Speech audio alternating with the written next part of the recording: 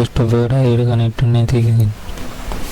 මේක ප්‍රධාන හේතුව තමයි අපිට මේ මයික්‍රොෆෝන් වල TRRS කියන ටයිප් එකට තමයි මේ ජැක් එක තියෙන්නේ. ඒ කියන්නේ මෙන්න මේ වගේ කළු පාට රින් තුනක් තියෙනවා. සමහර මයික්‍රොෆෝන් වල මේ වගේ රින් දෙකක් විතරක් එනවා. ඒ වගේ ඩලක් නේද? කෙලින්ම ලයින් ඉන් පෝට් එකට සම්බන්ධ කරගන්න පුළුවන්.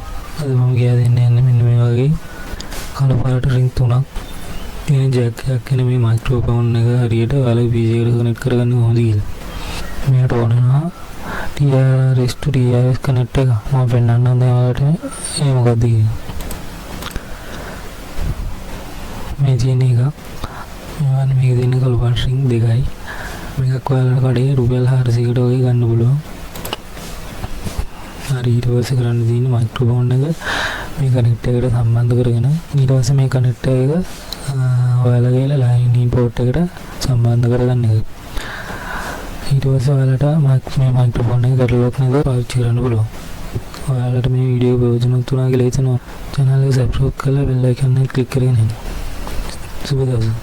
නැවත අලුත් වීඩියෝ එකකින් හමු.